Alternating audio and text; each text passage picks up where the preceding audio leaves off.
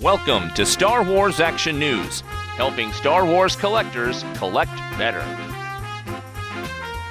Joining us now are a couple of artists from Celebration, Joe Corroney and Brian Miller. Hello, guys, and welcome. Hey. It's great to be here. Thank you so much. I have a history with both of you guys and your art with Star Wars. Joe, I was looking back and I realized you were the very first print I ever bought of any art at any convention ever at Celebration 3. Wow. Okay. Yeah. You had that exclusive with Anakin and the lava, and I absolutely, that was the first print where I'm like, I have to have that in my collection. And Wow, you were doing a signing on the last day. That is awesome. I remember that print well. That was my Episode 3 exclusive art show print for Celebration 3 in Indianapolis. So that would have been 2005. So you've been at this a long time. Yeah, I started doing Star Wars art officially. I mean, I've been drawing Star Wars since I was 4 years old when I saw the movie in 1977. But officially, I've been doing it since 1996. I started doing Star Wars art for Lucasfilm on some of the Star Wars role-playing game. So doing lots of like illustrations back before the special editions had even come out just yet. So. Wow, and Brian, what about you? What was your background of getting into Star Wars art? How did you come to do this? Well, I got my start in comic books, and I'm originally from the Midwest, so I went to lots of Comic-Cons all over Kansas City, Chicago Con, and I went to Mid-Ohio Con one year, and a mutual friend, Justin Chung, introduced me to Joe Corroney. And Joe had a great setup there, and he had some cool art on his table. And I think in his portfolio were some just amazing Star Wars illustrations. So we kind of hit it off as friends back then, but it would probably be another 5 or 10 years before we worked together. So we sort of each had our own independent journeys where we're both working in comic books and see each other at comic conventions and things, but we never had an opportunity to work together. And finally, I think Joe had some pages going on for Dark Horse and some trading cards for Topps, and he asked me if I'd like to do the coloring on his artwork. And I was thrilled to do it. Huge Star Wars fan, and as much as I like all the superhero projects that I work on, the opportunity to work on Star Wars, I couldn't say no. So I colored a lot of Joe's artwork for Topps and really kind of cut my teeth on that. And then because of Joe, Topps was nice enough to invite me to start doing some sketch cards for them as well. And that led to fans starting to follow me and ask for me to draw certain characters and things. And so it was kind of a real, I don't know, he's the Jedi Master, and I've been the Padawan learner. I've been learning from him and inspired by him since day one. And it's been really fun to get to this will be, I guess, our third Star Wars celebration, sharing booth space together and selling together and just hanging out and having a great time and talking Star Wars. And the process of getting into the art show at Celebration, I know it's a little bit arduous. I've read many artists discuss kind of their journey there. The fact that you guys are doing it together and sharing booth space, but you had to apply separately, right? And there were the requirements. You had to be a Star Wars artist already in good standing and such. Well, first they test your midichlorians. Yes, and Brian and I had a really high midichlorian count. Not quite Master Yoda high, but it was up there. And they said, yeah, you guys, you're Star Wars artists. You're working with the license currently. So, I mean, that's kind of what it takes. You have to be a published artist and having worked on official Star Wars products before I think they consider you for an application. And then, once they open the application process up, as long as you meet some of the requirements, some of the basic requirements, having, being a Star Wars artist, working on the property, and at that point they accept applications. And then based on your, your credentials, then you move on to the next stage, and they allow you to submit a concept. So from that point, they look at a lot of concepts, and then they have to narrow it down, I imagine, from hundreds of submissions probably to 30 or 40 concepts, I think, that I'm not sure how many end up going through, but usually about that many, and then that's, so it's not easy. I mean, even though I've been at every celebration pretty much so far, it's I'm always thinking like, man, I wonder, I better really bring my A game, or I may not make the cut. So you kind of learn to know what to look for, or you kind of learn to know what they are looking for, and then you tend to tailor your submissions and your concepts. And once you do Star Wars art as long as me and Brian have, you kind of get an idea for what's going to work, what doesn't work, what they might want to see. So all that helps in the end. Joe, your piece is called I Rebel, and it's a really great and powerful Jyn Erso print. There's not a lot of Rogue One being represented in Artist Alley this time. What made you pick to do this piece? Well, that was kind of my idea going into the art show, with Rogue One being a brand new... I mean, honestly, I'm surprised there wasn't more Rogue One related prints. I thought there might be a few more. I think we were all terrified of it because the film hadn't come out yet. Right. None of us had seen it. So it was a very scary proposition to come up with something Rogue One as a concept, not even really knowing, what was going to happen with the film, not seeing it, not knowing the plot. So I think a lot of us were excited about Rogue One, but in the end, it took someone like Joe, who's sort of got that Jedi master level of understanding of the universe to dive in and do something as cool as he did. So, Joe, you submitted this concept before the movie was out? Right. The concepts were due back in early December, so the movie didn't come out till mid-December, December 19th, I think, or 18th. So what was your thought when you saw Rogue One and the line I Rebel was cut? Well, right. Well, see, I didn't have to title the print necessarily until, the concept didn't necessarily need a title at that point. So, I mean, we can often change the title or add the title later. It was more just the artwork, which was being judged. But granted, I didn't know that the line was going to be cut, and that was always my intention to name the artwork that. As kind of like a, because the character is very defiant and very heroic. So I wanted to kind of capture that with my artwork. And that particular scene, I wanted to do my sort of artistic license interpretation of that moment on Jeddah where Jyn and Cassian are fighting the stormtroopers. So, but I thought, like that line really struck a chord with me, as it did with a lot of people. So a lot of people were probably shocked it was cut, but I decided to keep it once I saw the movie and the movie had come out. And I thought, well, it's kind of cool to keep that as the title because, not everyone's going to necessarily remember that was a cut line and equate it that way to the art. But then the people that do equate it, it's a nice callback to something that was a very cool moment that was kind of lost in the marketing and in the early cuts of the film. But I thought, well, if I keep the title, it'll sort of, in a little way, it'll keep that intact for fans. It'll keep that cool little moment. It'll harken back to those early trailers, and it'll kind of keep just keep that moment a part of Rogue One in some small way, basically. I rebel. Did you do all of the art, or did you color that print? So this one's all Joe, all right. The master. Brian and I often do work together. So in the past, Brian, God, we've done so many comic book covers together. We've done a lot of Star Wars art together where he's colored a lot of my work. But before I started working with Brian, I used to color my work all the time. And then, like Brian was saying earlier, it got to the point where I was taking on so many projects and overlapping projects and working for Dark Horse and Topps and IDW.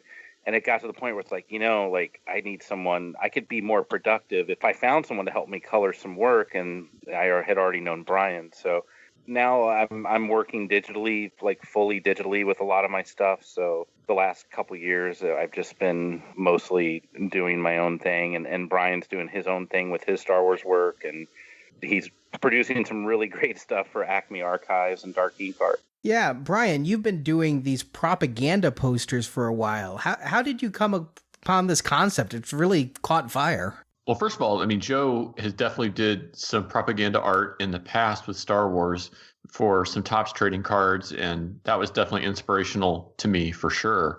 But I've always been inspired by vintage and retro and things from the past, like propaganda art, old travel posters, different styles of art, even as far back as like Art Nouveau. Just all that sort of stuff really influences me, and I just try to let that inform my artwork. So when the opportunity came along to create my very first Star Wars fine art illustration, it was for something called the Acme Alliance event. And Joe did a really cool piece, and some other people were doing some amazing illustrations. And I kind of thought, well, what can I bring to the table? What can I do that's a little bit unique and different? And I kind of got this idea to do this Hoth-inspired propaganda poster with AT-ATs. And so that one was called Crush the Rebellion. And I still remember turning it into the art director, and he was like, this is cool, but I don't know if Lucasfilm's going to go for this or not. It's really different than a lot of the stuff we do. And I was like, well, it's my first thing. If they don't like it, I understand. And so everybody was a little apprehensive, and we were really excited that it sold out in like 10 days. And I often say, like, when it comes to Star Wars fans, they're the best fans, and they tell Lucasfilm what they like and what they want. And so the fans have really given me my career, because by supporting the artwork and letting Lucasfilm and Acme Archives and Dark Ink Arc know that they like the propaganda art and some of the different styles that I've done for Star Wars, then that sort of helps me to do more, because if otherwise they'd say, well, this is too far outside of the normal Star Wars art, we don't like it. But luckily that's not what happened. So that was sort of the inspiration and the launch pad. And so since then I've experimented with some other propaganda art and some vintage travel posters and just different themes, but I feel like I've sort of figured out my own style and my own look. And I'm such a fan of like old print making that I've been lucky to get to create some silk screens and work on I haven't got to do like a wood block print for Star Wars yet, but I've definitely something I aspire to do in the future. So just trying to bring a little bit of that handcrafted, handmade approach to the artwork, even though a lot of it is created digitally. So it's like that juxtaposition between the vintage and the heritage and the modern. Most people are used to seeing art done by computers, and yours is silkscreen. Can you tell us a little bit about how that works and what goes into it? Sure. So, every one of my illustrations starts with a pencil sketch. I have this like sketchbook that I carry with me everywhere. My wife's an archaeologist, so we travel around a lot. And so I've always got my sketchbook, and I just doodle and make little thumbnail sketches all the time. And when it's time for me to submit a concept, or I have an idea that I think is a good idea, I'll jump on my iPad and take that look at my pencil sketch and then start to take that to like a final illustration. And what I have to do is draw my illustration, and then when I add the color, create like a layer for each color, because the way silk screens work is there's an actual screen for each color of ink. So it's very much like the screen you might have on like a storm window or something, except for it's really, really fine. And each space between the screen is almost like a pixel on a computer, only it was, something that was invented, I don't know, 50, 100 years ago or long before then. So if it's a 3 ink silk screen or a 7 ink silk screen, there will be one screen for each color of ink. And that screen is laid down on the paper. The ink is squeegeed across the screen, and then it's lifted up. That piece has to dry completely before then the next screen and the next color of ink can go down. So it's a little bit of a handcrafted process. One of the things I like about it is that even if we have a limited edition of, say, 200 pieces or 250 pieces, each one looks the same, but there might be subtle little things that are different about it. Maybe, a little bit of yellow ink overlaps a blue ink, or there's a little just slight variation or slight offset, so that each piece almost becomes its own original, which to me is part of the fun of it. Now, I've had to deal with silk screening a little bit, when we do custom t-shirts for celebrations and things. So it sounds like that process is identical there. So you're limited to a 7-color palette when you do these? I don't know that I'm limited per se. I most of the artwork that I do tends to be between 3 and 5 colors. Sometimes it could be 7, it could be 13, it could be whatever. But to me, the fun part is creating the halftones, and that's the part that fools the eye and harkens back to the old printmaking. If you've seen some of the old, especially the French posters from, say, the 1800s, they used a lot of stone block printing techniques, but it's really similar an application to silk screening in that there could be, say, 3 colors of ink, but with halftones, you can create little dots or patterns that then can fool the eye into seeing shades of color that aren't really there. So that can create like the illusion of blending, the illusion of color mixing. So from 2 foot or 3 foot away, it might appear to be this gorgeous full color illustration, but when you step up close and get within a couple of inches, you realize that, oh, it's only 2 or 3 colors, and then my eye is being fooled into seeing all these variations. So it's sort of a little bit of a art and science combined that I geek out over and really enjoy. Yeah, it definitely looks really awesome on the one you're doing for Celebrations Orlando, with the explosion you have in the Death Star trench, having all that shading you're talking about, in the trench itself having kind of the basic greenish gray, but then a lot of different shadows that create different illuminations through that method. Thank you. That scene, I knew I wanted my illustration concept to be about the 40th anniversary of the original release of Star Wars in 1977. And I've seen the movie lots of times, but I want to go back and watch it again and again just to refresh myself and choose one of my favorite moments, something I thought was iconic. And as I watched the trench run, I always loved the part where Han Solo comes back to save Luke. But I realized that you see Luke with Darth Vader and the TIE fighters behind him, and you see Han Solo blast one of the TIE fighters, but you never actually see the X-Wing and the TIE fighters and the Millennium Falcon all in one composed shot. So I had that like spark, that little moment, that aha moment. I thought, that's what I want to draw. I want to put all of those things into one composed illustration. So that was like the jumping off point. So it was really fun to get to draw the ships and the explosion and sort of geek out about it. I even hand drew the old retro Star Wars logo and the lettering and everything, because I just wanted it all to be kind of handcrafted.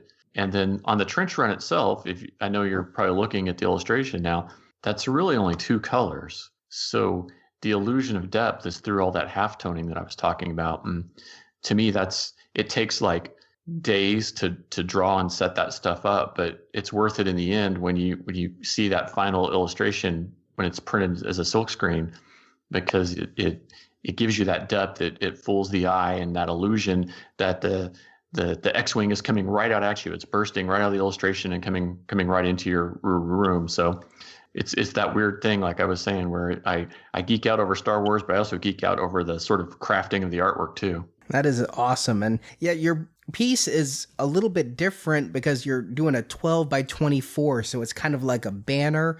And I love how you have the white frame around it, but you break it. The word Star Wars comes out, but then so do the guns on the X-Wings S-foils there. That is just, I really like this piece a lot. Thank you. Yeah, the white border, I mean, it was almost by accident.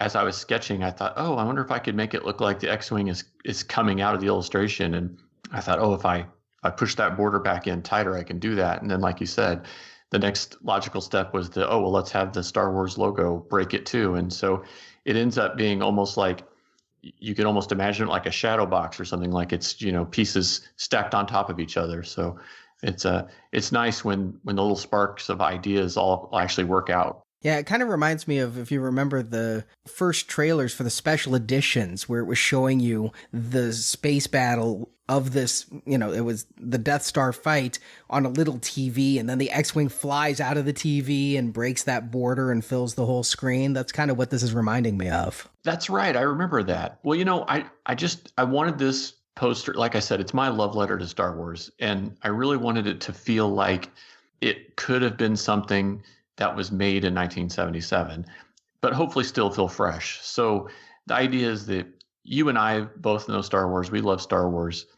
We know what the original posters look like, but maybe you have someone come over to your house that isn't a big Star Wars fan, and they might just look at that on your wall and be like, oh, that's cool. Where'd you get that original poster? And think it's something vintage that you picked up somewhere. So hopefully it's got that sort of vibe and that feel to it. And to go from the first movie to the most recent movie, Joe, with your Rogue One piece, can you talk a little bit about your process in developing it? Because your likenesses here of the actors there, Cassian and Jyn, is just absolutely amazing. Oh, thanks. Well, the whole impetus of my idea was, going in, I knew Rogue One was going to be great, so I wanted to do something Rogue One related for my print. And then once I saw the trailers and once I got access to some material on the movie, I started to formulate an idea that I wanted to do a really cool, straight up just action scene. A lot of reference definitely involved because, because of my realistic style that I paint in. It's a very commercial illustration style where I'm dealing with likenesses and I'm dealing with a lot of details that I need to get accurate, for that kind of photorealistic looking artwork. So it was just a process, a style that I had been sort of evolving to for years. I mean, my comic art started out in the very beginning very cartoony, but I kept pushing for realism in my work. I kept pushing for cinematic style storytelling, which a lot of comic books are, very cinematic in style. So I kept pushing that in my work. And then the work I was doing with Brian was getting more photoreal and more and I was wanting to make it look, as accessible and realistic and fun as I could.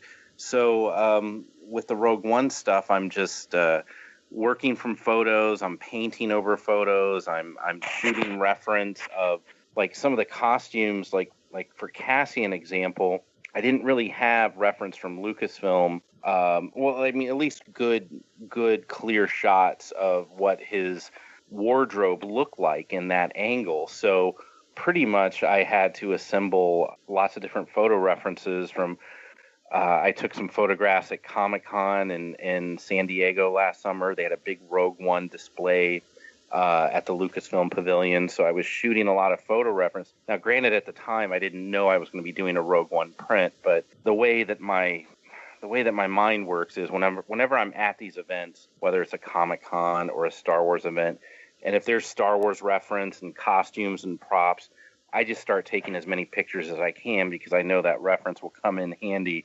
eventually, because I'm always working on Star Wars projects. So I'm constantly, my mind is constantly in Star Wars mode.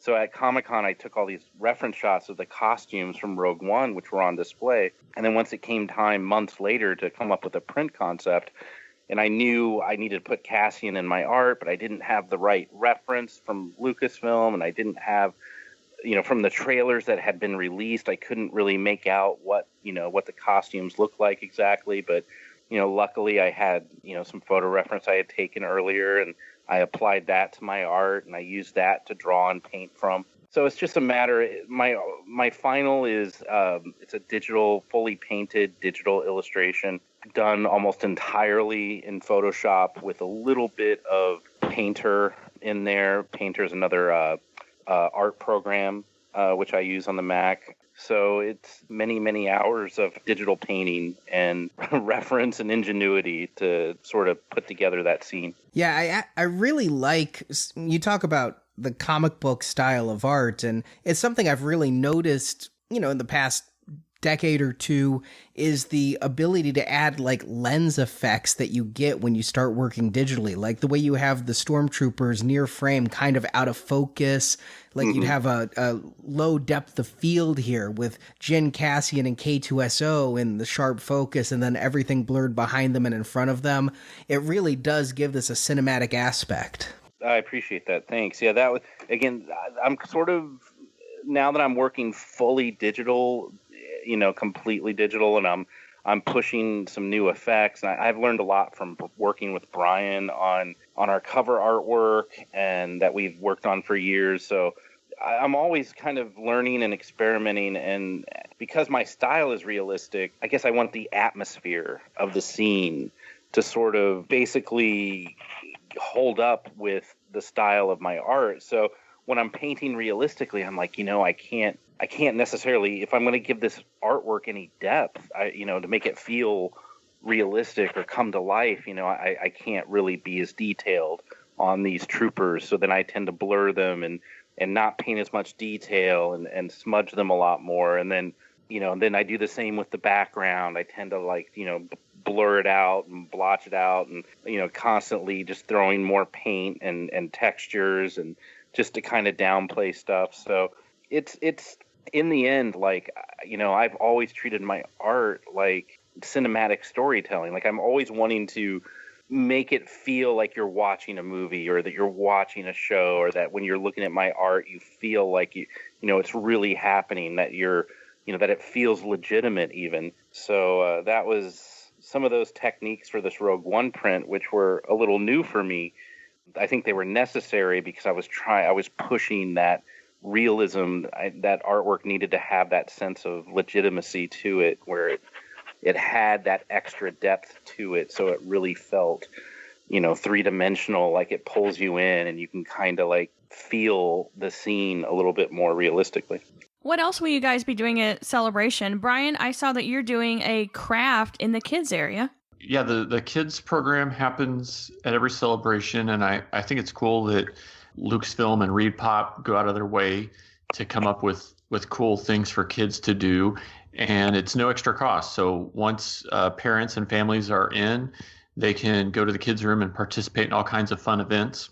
My event, to make a papercraft BB-8, that's going to be a Saturday from 1 to 2 in the kids' room, and we'll have some really cool pre-printed BB-8 artwork and lots of fun art supplies, so the kids and the families can come and they can make their BB-8 look exactly like he did on screen, or maybe come up with some cool alternate color styles, and then we'll be able to cut out the pieces and assemble them together and make a BB-8 that actually his head moves and the body rolls. So it'll be a lot of fun, and it gives there's a lot to see and do at Celebration, so it's also a nice way to take a break. We say kids and families, but I usually have quite a few other people hanging out and wanting to draw and sketch and make things as well. So if you just need a break, come see me or one of the other family room events at Celebration. They're always a good time. Yeah, we're doing signings also. I think Brian might have a signing at Acme Archives in the art show area. Besides both of us appearing at our booth, which will be right across from Rancho Obi-Wan, actually, when you're at Star Wars Celebration, you just have to look diagonally. We're right across the way there, 2810. So Brian and I will be signing there all weekend at our booth, of course, and then I'll also be signing at for some new Rogue One artwork, which I haven't revealed yet, but Disney will be releasing it that weekend at Celebration, but it'll only be available at the park. So if you go to Disney World and you go to Disney Springs and you go to the Star Wars Outpost, or you go over to the marketplace where they have all the marketplace shops, you'll be able to buy my new Rogue One artwork there. It's not the same artwork from Celebration. I'll actually have 2 brand new Rogue One prints that'll be exclusives to the Disney parks, and they'll be available at Disney World and Disneyland all year round. I'll be signing for that art at Disney World at the Marketplace Co-op in Disney Springs Thursday night and Friday night after Celebration. So I'm going to have 2 very long days. I go straight from Celebration over to the Disney Park, over to Disney Springs, and I'm signing from 7 to 9 at the Marketplace Co-op, and then I'm doing that again on Friday after Celebration. So everyone can feel free, when they're done with Celebration, they can hop over to the park, and hopefully I'll see some people there, and I'll be signing the other brand new Rogue One artwork I created for that event. And I'll be signing at Acme Archives booth Thursday from 1 to 2:30, and then again on Saturday as well. And there'll be a brand new Rogue One propaganda poster. It's been a long time coming, so I'm really excited about it.